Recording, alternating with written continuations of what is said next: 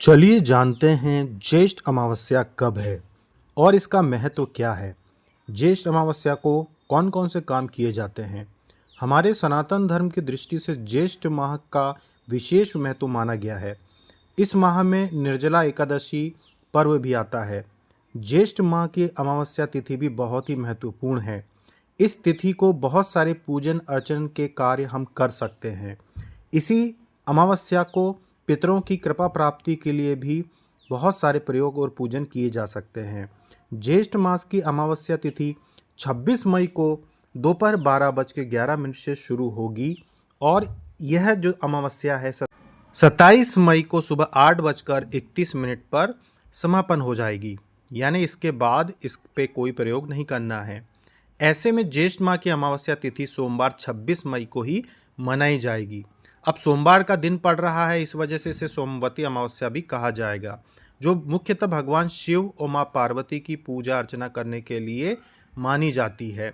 अमावस्या के दिन किसी भी पवित्र नदी जो आपके पास में हो, अगर जा सकें तो, नहीं तो घर पर ही स्नान करने के बाद गरीबों को दान पुण्य करना, तीर्थ यात्रियों को दान पुण्य करना, सफ़ेद वस्तुओं का दान पुण्य करना बहुत ही शुभ और पुण्य कारक माना जाता है।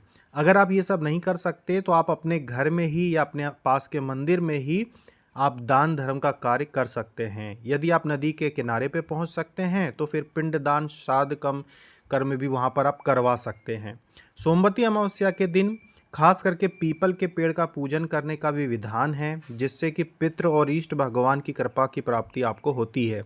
इस दिन पीपल के पेड़ की 7 बार परिक्रमा करना चाहिए और पीपल के पेड़ के नीचे सरसों के तेल का दिया जलाया जाता है काले तिल डालकर, और पितरों के लिए प्रार्थना करनी चाहिए, जिससे कि उनकी भी कृपा आप पर बनी रहे। सोमवती अमावस्या के दिन दान जो आप करते हैं उसमें अगर आप पितरों के लिए भी प्रार्थना कर लें और अन्न दान करें, सफ़ेद वस्तुओं का दान करें, तो पितृ बहुत ही ज़्यादा प्रसन्न हो जाते हैं। जैसे कि चावल, दही, मिश्री, खीर, सफ़ेद कपड़े, सफ़ेद छाता या सफ़ेद जूते या सफ़ेद किसी भी प्रकार का वस्त्र अगर आप दान करते हो तो महादेव की विशेष कृपा होती है। ये सब तब करना चाहिए जब आपके पास व्यवस्था हो। अगर व्यवस्था ना हो तब नहीं, लेकिन व्यवस्था हो तो ये सारी चीज़ें आपको उस दिन करनी चाहिए। तो बहुत सारे ऐसे शुभ मुहूर्त आते हैं जब बहुत सारे साधक साधिकाएं अलग अलग प्रकार के प्रयोग करना चाहते हैं, तो उनमें यह ज्येष्ठ अमावस्या भी आती है।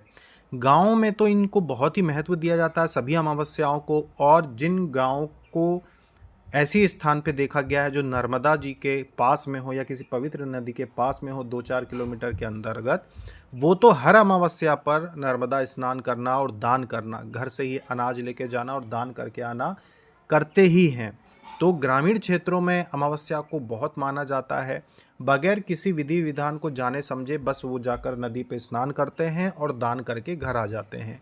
तो यही चीज़ आप भी ज्येष्ठ अमावस्या पर करना चाहें तो कर सकते हैं।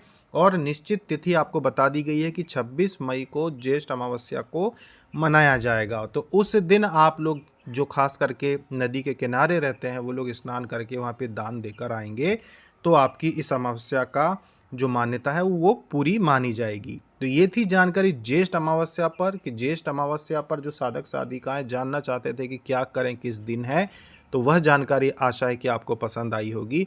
मिलते हैं अगले वीडियो में।